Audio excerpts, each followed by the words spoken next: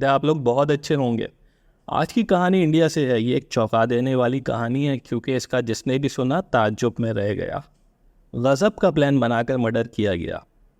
बुराई जैसी भी हो पकड़ में आ ही जाती है। हमारी हमदर्दी इस हादसे में मुतासिर होने वाले ख़ानदान के साथ है। इस कहानी से आपको भी आगाह करना है हमारा मकसद कि घर आए पार्सल को खोलने से पहले अच्छी तरह चेक कर लीजिए। आइए आज की सच्ची क्राइम की कहानी का आगाज़ करते हैं। हिंदुस्तान के डिस्ट्रिक्ट बालंगीर में 5 लोगों का ख़ानदान रहा करता था। उन 5 लोगों के नाम ये थे। पहला रविंद्रा कुमार साहू जो कि हेड ऑफ फैमिली थे। उनकी बेगम जिनका नाम संजुक्ता साहू। उन दोनों का बेटा था सोया साहू सरकार और एक लौती बेटी थी। इसके अलावा ख़ानदान में घर की बुजुर्ग थी जो कि बच्चों की दादी थी। उनका नाम जमानी साहू था। ये ख़ानदान पढ़ा लिखा था। बाप कॉलेज में लेक्चरार थे और उनकी बेगम एक कॉलेज में प्रिंसिपल थी। इन दोनों का एक लौता बेटा था सोया सरकार साहू जो कि जैपनीज़ फर्म में इंजीनियर था। ख़ानदान में पैसे वगैरह की भी कोई कमी नहीं थी। साहू फैमिली ने थोड़े दिन पहले ही नया घर बनाया था। फैमिली में नया एडिशन होता है रीमा साहू का जो कि सोया सरकार साहू यानी एक लौते बेटे की बीवी बनकर घर में आती है। फरवरी 2018 में बड़े धूमधाम से शादी होती है। ख़ानदान की खुशियों का कोई ठिकाना नहीं था। 18 फरवरी को शादी होती है। उसके 2 दिन बाद रिसेप्शन दिया जाता है। मुबारकबाद तोहफे तहफ़ देने वालों का तांता बन जाता है। उसके अगले ही दिन घर खाली हो जाता है क्योंकि शादी में आए सारे लोग अपने घरों को चले जाते हैं। ख़ानदान की एक लौती बेटी यानी दूल्हा की बहन पाकिस्तान से पढ़ाई कर रही थी तो वो भी छुट्टियां गुजार कर वापसी जा रही थी। ऐसे में उसके अब्बा उसे दूसरे शहर दिल्ली एयरपोर्ट पर छोड़ने चले जाते हैं। सबके जाने के बाद घर में सिर्फ 4 लोग बच जाते हैं। अम्मा, उनका बेटा, बहू और ख़ानदान की ज़ईफ़ दादी। उनकी वालदा भी कॉलेज के लिए निकल जाती हैं। उसी दिन 12 बजे के करीब घर में कोई दरवाज़ा खटखटाता है। शेखर साहू घर का गेट खोलता है तो देखता है कि एक कोरियर कंपनी का एम्प्लॉय पार्सल बॉक्स लाया है। वो पार्सल दूल्हा शेखर साहू के नाम पर आया था। उस पर गिफ्ट लिखा हुआ था। शेखर समझता है कि किसी ने शादी का गिफ्ट भेजा है और रिसीव करके अंदर ले जाता है। वो पार्सल SK सेना के नाम से आया हुआ था। उसको ताज्जुब होता है कि ऐसे किसी नाम को तो मैं जानता ही नहीं। वो ये बात अपनी बीवी को भी बताता है। उसको लगता है कि शायद बीवी के जानने वाले ने भेजा हो, पर उसकी बेगम भी किसी ऐसे शख्स को नहीं जानती। वो गिफ्ट खोलने लग जाता है। ये देखकर उसकी दादी भी उसके करीब आ जाती हैं। गिफ्ट का बॉक्स खोलता है तो देखता है कि बॉक्स के अंदर एक और बॉक्स है जो कि ग्रीन कलर के रैप पेपर से पैक हुआ है। उस बॉक्स से एक वाइट धागा बाहर आ रहा था। वो बॉक्स खोलने के लिए उस धागे को खींचता ही है कि जोरदार धमाका हो जाता है। धमाका इतना जोरदार था कि खिड़की, शीशे, फर्नीचर सब टूट जाता है और दीवारों पे दरारें बन जाती हैं। करीब खड़े लोग दूर गिरकर लहूलुहान हो जाते हैं।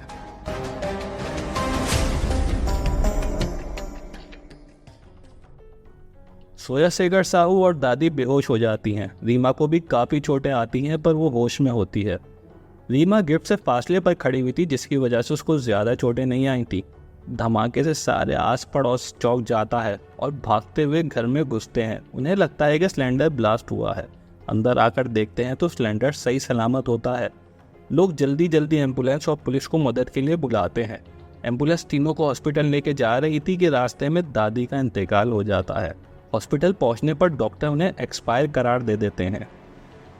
शेखर साहू सीरियस हालत में ज़िंदगी और मौत की कशमकश में होता है। रीमा को भी काफ़ी चोटें आई थी। शेखर साहू और रीमा को बड़े अस्पताल ले जाने का मशवरा दिया जाता है पर कोई फ़ायदा नहीं होता। वहाँ पहुँचते ही शेखर साहू की मौत हो जाती है। अभी तक जिस घर में खुशियाँ चल रही थी वहाँ साफे मत्थम बिछ जाता है। रीमा सिर्फ 1 हफ्ते में ही बेवा हो जाती है। उधर धमाके की खबर मिलते ही पुलिस हरकत में आ जाती है। शुरुआत में उनको भी लगता है कि धमाका गैस सिलेंडर से हुआ है पर गैस सिलेंडर तो वहाँ सही सलामत रखा हुआ था। ऐसे में बॉम्ब डिस्पोजेबल स्क्वाड को बुला लिया जाता है। वो घुसते ही समझ जाते हैं कि बॉम्ब ब्लास्ट का केस है क्योंकि घर से कारतूस या बारूद की बदबू आ रही थी। बॉम्ब के टुकड़े पुलिस इकट्ठे करके जांच पड़ताल के लिए ले जाती है। ये तो वाज़ेह था कि ये बॉम्ब है और सवाल ये उठता है कि ये बॉम्ब घर में आया कहाँ से। पुलिस पड़ोसी से पूछताछ शुरू करती है पर कुछ नहीं पता लगता। इस वाक़ये का सिर्फ 3 लोगों को पता था जिसमें से 2 की डेथ हो गई थी। एक सिर्फ रीमा ही बची थी जो सब कुछ बता सकती थी। पुलिस रीमा की हालत ठीक होने का इंतज़ार करती है। ठीक एक हफ्ते बाद रीमा कुछ बोलने के काबिल होती है और पुलिस को बताती है, हमारे घर स्काई किंग कोरियर कंपनी से गिफ्ट पार्सल आया था, ये धमाका उसी से हुआ है। पुलिस इस सिमत अपनी इन्वेस्टिगेशन का आगाज़ करती है। जब मीडिया को पता चलता है कि यह धमाका गिफ्ट पार्सल से हुआ है तो न्यूज़ चैनल में बात आग की तरह फैल जाती है। ये वाक़या अपनी नौइयत का एक अनोखा मामला था। एक घर में पार्सल भेजकर लोगों की जान ले ली गई। ये केस हाई प्रोफाइल केस बन जाता है। मीडिया पर हर खबर सही चल रही थी, पर एक चीज़ गलत थी, जो कि था भेजने वाले का नाम। इस बात को पकड़े रखेगा, यही बात केस को सुलझाएगी आगे जाकर। दरअसल पूरे मीडिया पे यह खबर चल रही थी कि ये पार्सल R.K. शर्मा नामी शख्स ने भेजा है, पर पार्सल भेजने वाले का नाम S.K. सिन्हा था। ये खबर एक से दूसरे तक जाते हुए बीच में किसी ने गलत नाम मीडिया को बता दिया। ये बस मामूली सा ह्यूमन एरर था, जो कि इस केस में हथियार बन जाता है कातिल तक पहुंचने के लिए। ये पार्सल जहां से बुक कराया गया था उसका पता लगा लिया जाता है। पुलिस वहां जाती है। पुलिस को केस सॉल्व होता दिख रहा था कि CCTV की मदद से बंदा भी पकड़ लिया जाएगा, पर वहां जाकर मालूम होता है कि पार्सल ऑफिस में कोई CCTV मौजूद ही नहीं। पार्सल का वजन था 2 किलो 100 ग्राम। पार्सल भेजने वाले का नाम और एड्रेस पता लगा लेते हैं। पुलिस उस पते पर जाती है तो पता लगता है कि ऐसा कोई बंदा यहाँ रहता ही नहीं। ये बंदा और एड्रेस दोनों ही फर्जी थे। पुलिस को मायूसी हाथ लगती है यहाँ पे। पुलिस कंप्यूटर का डेटा निकालती है कि इस पार्सल को किसी ने कभी सर्च किया है, तो एक IP से किसी ने इस पार्सल को 2 बार नंबर लिखकर सर्च किया था। ये लीड काफ़ी थी कातिल तक पहुंचने के लिए, क्योंकि ये बॉम्ब वाला पार्सल कौन सर्च कर सकता था। पुलिस IP एड्रेस की मदद से जगह पर जाती है तो वो कोरियर कंपनी की एक ब्रांच होती है।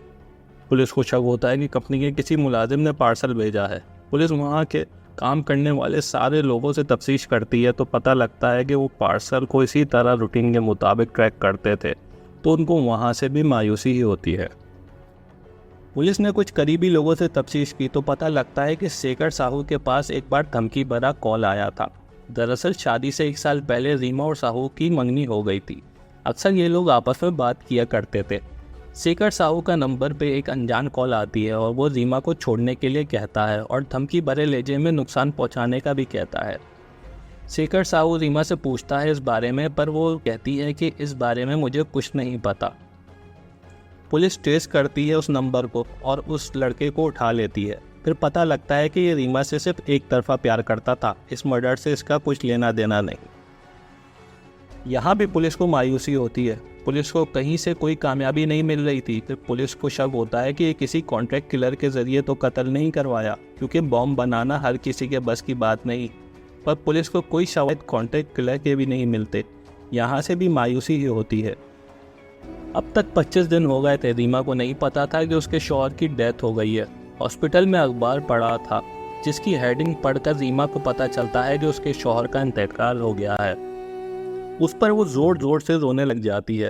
ख़ानदान के किसी फर्द ने उसकी रोने की वीडियो बना ली थी, जो कि मीडिया के हाथ लग जाती है। उसके बाद हर कोई पुलिस वाले को बुरा भला कहने लग जाता है कि इतना टाइम हो गया अभी तक मालूम नहीं कर सके किसने किया है ये सब।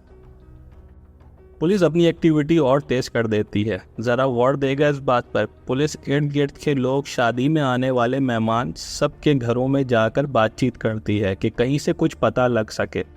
ऐसे में जो कातिल था उसको शक पड़ता है कि घेरा तंग हो रहा है, तो पुलिस की इस एक्टिविटी की वजह से 4 अप्रैल 2018 को सीनियर पुलिस ऑफिसर को एक गुमनाम लेटर मौसूल होता है, जो कि इंग्लिश में टाइप किया गया था, जिसमें लिखा था पार्सल S.K. सिन्हा के नाम नहीं बल्कि R.K. शर्मा के नाम से भेजा गया है। ये पूरा मामला धोखेबाजी और पैसों को लेकर हुआ है। इसमें 3 नहीं 2 लोग इन्वॉल्व हैं। ये धमाका करोड़ों रुपयों के पीछे किया गया है और फैमिली की मौत का हम लोगों के नुकसान से अजाला नहीं किया जा सकता। लेटर लिखने वाले का मकसद था कि ये सब प्रॉपर्टी और पैसों के लिए किया गया है और जिन लोगों ने किया है वो बहुत दूर हैं, उन तक नहीं पहुंचा जा सकता। ऐसे में पुलिस इस केस को प्रॉपर्टी, प्लॉट और पैसों की लेन देन के जाविये से भी देखती है, पर कुछ सबूत नहीं मिलते। लेकिन इस लेटर से एक चीज़ वाज़ेह हो गई थी कि ये जिसने भी लिखा है वो कातिल है, क्योंकि R.K. शर्मा नाम का सिर्फ पुलिस को पता था, इसके अलावा किसी को भी नहीं पता था। पुलिस लेटर में से फिंगरप्रिंट्स चेक करने को कहती है। लेबॉर्ट्री में टेस्ट होते हैं, कुछ फिंगरप्रिंट्स मिलते हैं पर इतने साफ नहीं होते कि डेटा मालूम कराया जा सके। लेटर के एनवेलप पे थूक लगाकर चिपकाया गया था। पुलिस थूक से डीएनए मालूम करने की कोशिश करती है पर वो सैंपल डीएनए मालूम करने के लिए नाकाफ़ी था। यहाँ पर भी मायूसी ही होती है। वो लेटर पुलिस पूरी जांच पड़ताल करने के बाद फैमिली मेम्बर्स को दिखाती है कि शायद वो कुछ बता सके। वो लेटर आता है शेखर साहू की वालदा के पास। वो उसे बार बार पढ़ती हैं और उन्हें किसी पर शक होता है। यहाँ से कातिल का पहला क्लू हाथ लग जाता है। मैंने आपको कहा था ना कि नाम गलती से बदलने के चक्कर में ही इस केस का क्लू मिल जाएगा। शेखर साहू की माँ वो लेटर पढ़कर समझ जाती हैं कि किसने लिखा होगा। वो पुलिस को बताती हैं कि मुझे इस लेटर की एक लाइन क्लिक कर गई। वो लाइन है अंडरटेकिंग द प्रोजेक्ट। वो कहती हैं कि उनके एक कुलीग हैं जो इंग्लिश पढ़ाते हैं। वो अक्सर एक लाइन बार बार बोलते हैं, अंडर कंप्लीटिंग द प्रोजेक्ट। ये लाइन उससे मिलती भी है। ये दो लाइन्स अंडरटेकिंग द प्रोजेक्ट और अंडर कंप्लीटिंग द प्रोजेक्ट दोनों एक दूसरे से मुशाबत रखती हैं। इसलिए हो सकता है कि ये लेटर उनके स्कूल टीचर पंजी लाल ने लिखा हो।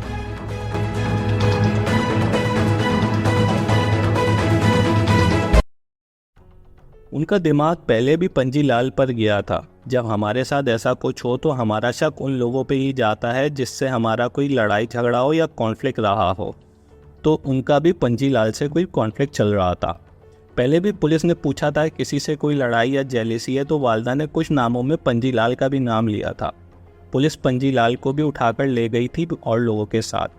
पर पंजी लाल को लगा कि मेरे इर्द गिर्द घेरा तंग हो रहा है क्योंकि उसने जुर्म किया था और ज़्यादातर की वजह से उसने लेटर पुलिस को लिखा ताकि पुलिस का ध्यान हटाया जा सके। पंजी लाल को उठा लेती है। उसके घर से 20 के करीब लेटर मिलते हैं जिसके पेपर बिल्कुल सेम मटेरियल का था जो लेटर पुलिस को भेजा गया था। बहुत ज़्यादा ढूंढने के बाद उन्हें वहाँ से उस गिफ्ट की पार्सल रसीद भी मिल जाती है। तफ्तीश के दौरान पंजी लाल अपना जुर्म मान लेता है और पुलिस को सब बताने लग जाता है। वो बताता है कॉलेज में इंग्लिश का टीचर था। साल 2009 से मुझे कॉलेज का प्रिंसिपल बनाया गया था। साल 2014 में संजुक्ता साहू का ट्रांसफ़र मेरे कॉलेज पे कर दिया जाता है। वो मुझसे काफ़ी सीनियर थी, इस बिना पर उन्हें प्रिंसिपल बनाने के फैसले होने लग गए थे। उसके बाद से वो संजुक्ता साहू से अक्सर बातों में लड़ा करता था और उन्हें बदनाम करने लग गया था। 2017 में संजुक्ता को प्रिंसिपल बना दिया जाता है। ऐसे में पंजी लाल डी प्रमोट होकर टीचर रह जाता है। उसके बाद से वो कत्ल करने का मंसूबा बना लेता है। पंजी लाल शातिर दिमागी से मंसूबा बनाता है। उसने गिफ्ट शादी वाले दिन भेजना था पर किसी वजह से गिफ्ट 2 दिन डिले हो जाता है। कोरियर कंपनी की तरफ से ज़रा सोचिए, अगर ये गिफ्ट उसी वक्त आ जाता तो कितने लोगों की जान जा सकती थी। पंजी लाल ने धमाके के लिए पहले किसी सुनसान जगह पर एक्सपेरिमेंट किया। वो एक्सपेरिमेंट कामयाब हो गया तो उसके बाद उसने सारे बारूद का 2 केजी से ज़्यादा का बम बनाया। पंजी लाल पटाखे काफ़ी अरसे से ख़रीदने लग गया था। उसने पटाखों से सारा बारूद निकालकर जमा करना शुरू कर दिया था। उसने बारूद का बम बनाया और उसे डब्बे में अच्छे से पैक किया। उसने बॉक्स में एक धागा बाहर निकाल दिया जो कि डेटोरेटर का काम करेगा। उसे खींचते ही धमाका हो गया।